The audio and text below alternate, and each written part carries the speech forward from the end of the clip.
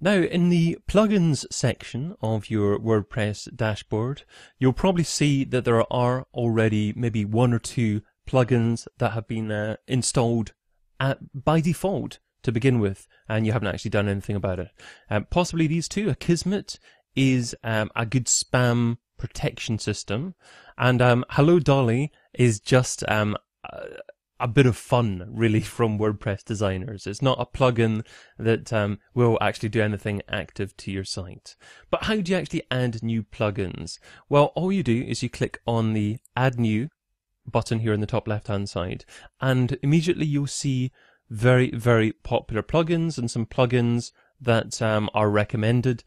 Don't go crazy, because what happens, of course, when you add a plugin is you're adding a bit more software that browsers have to battle through before your page is loaded on your site. So generally, if you have lots and lots of plugins installed on your site will load slower than sites that have fewer plugins installed on them. So don't go crazy with plugins. Maybe you can have 10, 20 or so, but once you start having 30, 40, 50 plugins, which a lot of sites have, then this can significantly impact the loading time of your site.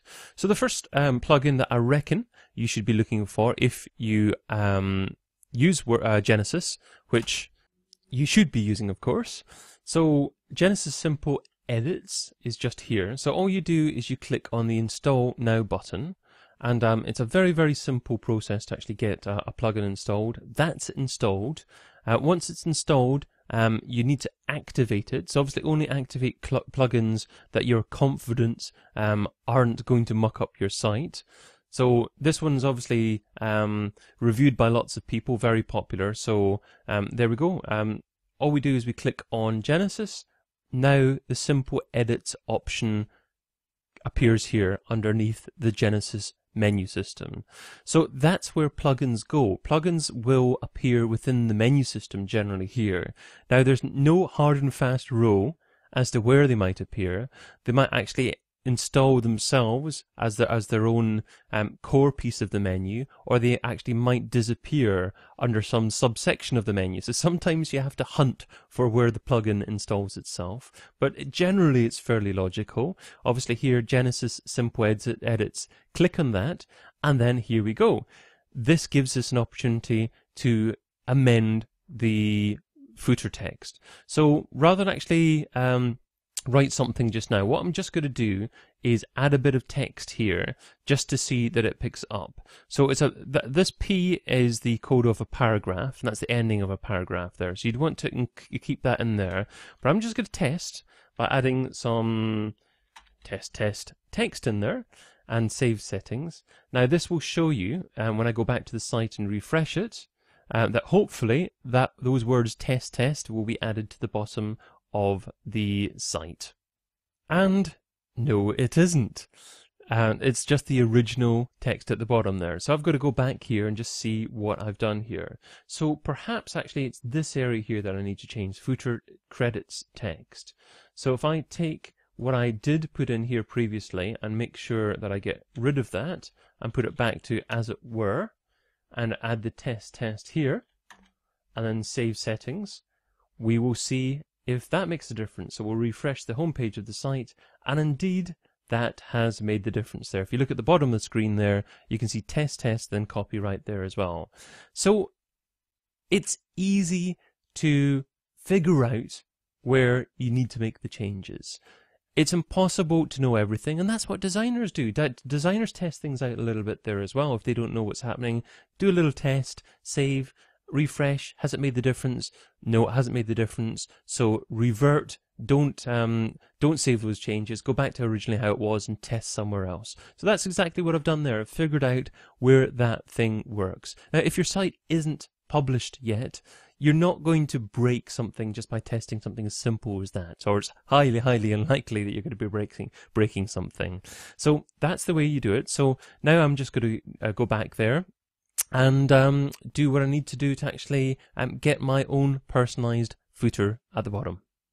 Now, I don't want to completely overload you with plugins here, but I do want to suggest another couple that are certainly worthwhile looking at. So one is, which will really help you with your SEO as well, called Yoast SEO. So I'll search for that and install that one. So hopefully the search will bring back that in a second. And here it is. Okay, so Yoast SEO. So I'm going to click install now and install this plugin. And once I do, obviously I'm going to activate it as well.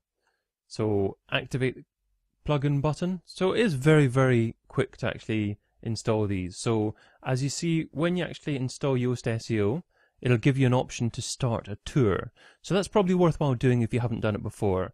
And this is one of these plugins that adds itself as the main option within your navigation menu in your WordPress dashboard here. So I'm not going to start the tour, but it's worthwhile doing for you if obviously you haven't used it before.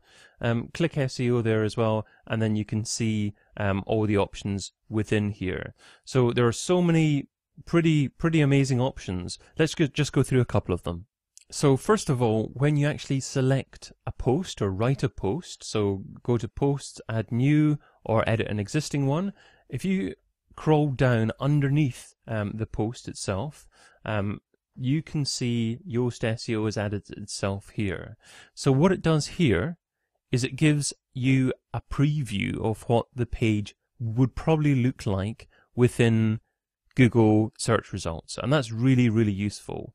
So it'll let you analyze a page, but also select keywords as well. So if I type in business book, then it'll actually tell me whether or not I've started to do good things from an SEO perspective with that keyword phrase. So I haven't included it with my heading, I haven't included it within my page URL, which would suggest no content, obviously, and no meta description.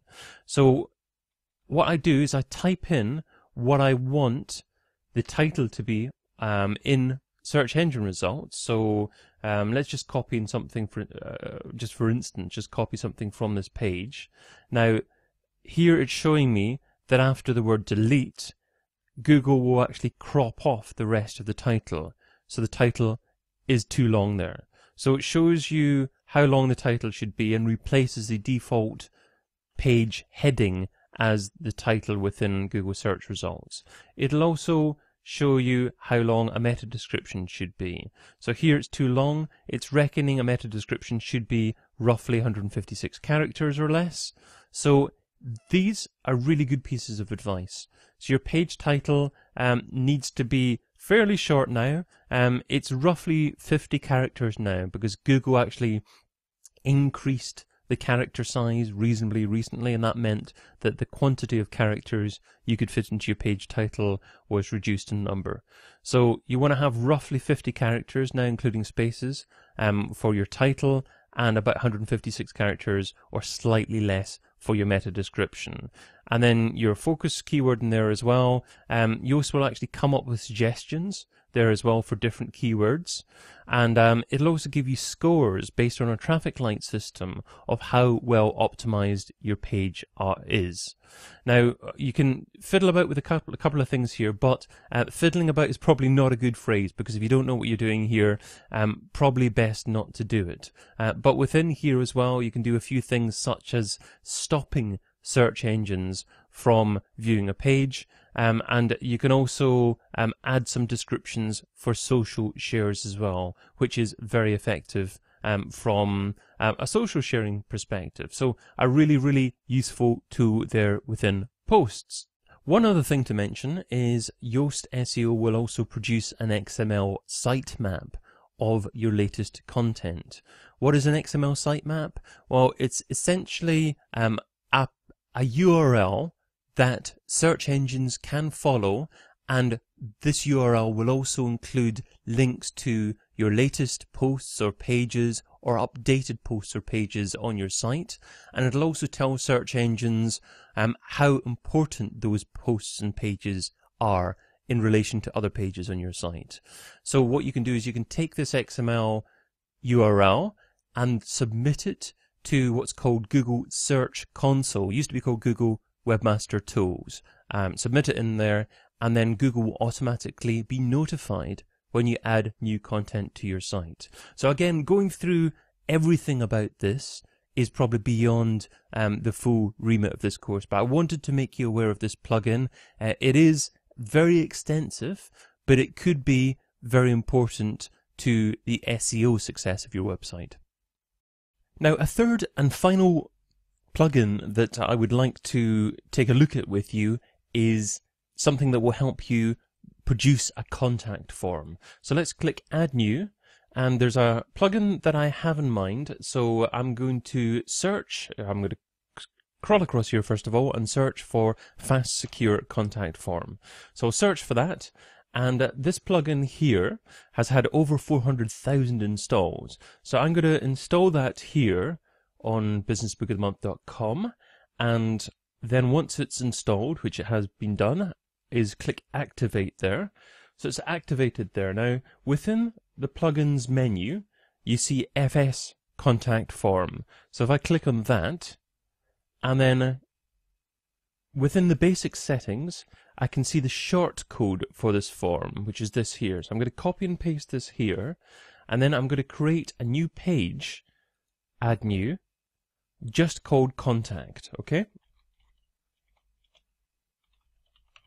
So that's a new page called Contact. So the URL of this page is going to be businessbookofthemonth.com/contact. So I can change the heading if I want in the future, but the URL I want it to be just businessbookofthemonth.com/contact. So I'm going to just paste the short code within there, and then all I'm going to do is publish this page. So let's publish it here. Now that's it published there on the site, and let's view the page. So click on the View the Page button, and then when that's done, then a contact form appears there. So that's a wonderful way of getting a contact form securely inserted within your blog. And of course you can include that contact within your web page. Now there's a few settings that you have to get right before it will work away. So let's go back to, if I just show you exactly what I'm fiddling with here on the left hand menu, click on FS Contact Form. Now there's a few settings within here. So where is it going to? Well, by default it's selected the email address that I have that's set up within WordPress. So I can change that if I want to. I'll probably change that to contact@businessbookofthemonth.com or something like that. And it's got some standard settings up there, but by and large it's fairly plug and play. You can change things like styles, like fields. There are lots of things that you can play with just to change the look and feel of it. But in terms of what it looks like, well, you've seen what it looks like. You know, you've seen it on a page. You've got your page in there already.